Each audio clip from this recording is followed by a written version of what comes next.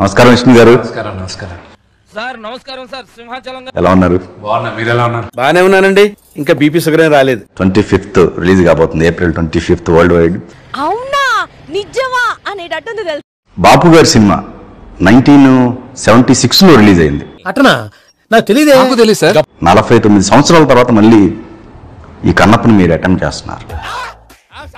అసలు నేను భయంతో చచ్చిపోతుంటే ఇలాంటి వార్తలు చెప్తారేంటండి? ఇంకా నాకు నిద్రలో పట్టుద్దండి.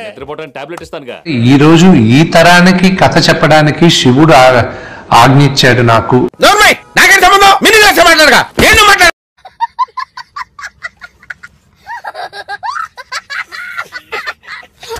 నా కెరీర్ లో హైయెస్ట్ కలెక్షన్ దూసుకెళ్తా 40 కోట్ల చిల్లర చేసింది. మాకు నమ్మకం లేదు దొరా, ఏమనుకో.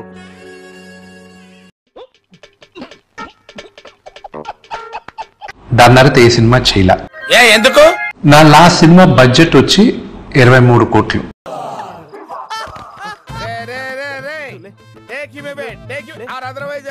ఈ రోజు ఇది ఇంత పెద్ద బడ్జెట్ నేను చేస్తున్నాను అంటే చెప్పు. నా కథ చూడడానికి నా ఒక్కటి బలం సరిపోదు. ఈ పనుల్లో కనిపించలేదు, పైగా ఫిజికల్ గానీ మెంటల్ గానీ స్ట్రెయిన్ అనే ఉద్దేశంతోనే నేను కథ రాసుకునేటప్పుడు ఒక క్యారెక్టర్ ప్రభాస్కి రాసుకున్నా. ఇతను చేస్తే బాగుంటది అని.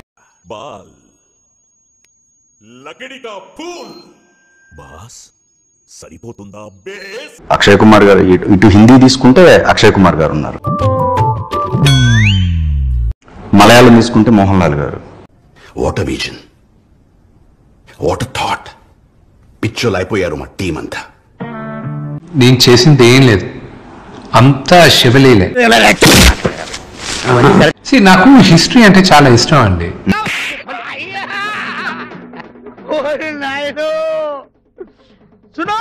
Flash back. టంగుటూరి వీరేశం భక్తానందం గురించి మాట్లాడమనండి ఆయన. కానీ మీరు ఎంచుకోవటం బ్యాక్డ్రాప్ అంతా అక్కడ ఫారెన్ ఎంచుకున్నారు. వెరీ గుడ్ గోపికృష్ణ సింహ.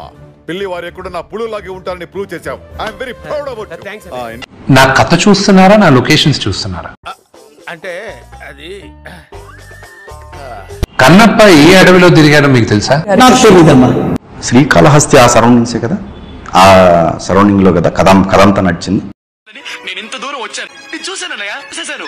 ఈ జన్మకి చాలు, నేను పోతానన్నయ్య, నేను పోతాను, నాకు ఇది వద్దు.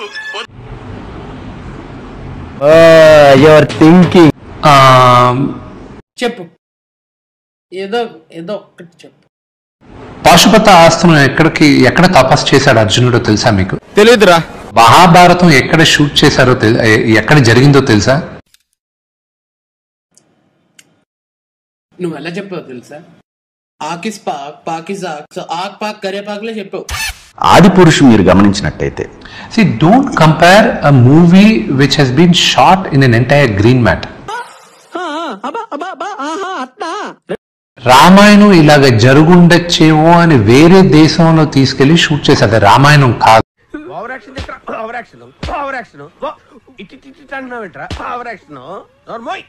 మీ మొదటి సినిమాకి మీ పేరే పెట్టుకోవడానికి రీజన్ ఉందా? ఎందుకు పెట్టుకోకూడదు? ఇవే తగ్గించుకుంటే మంచిది. వెళ్ళు. ఆల్మోస్ట్ మీకు కమర్షియల్ బ్రేక్ అంటే డి సినిమానే కదండి.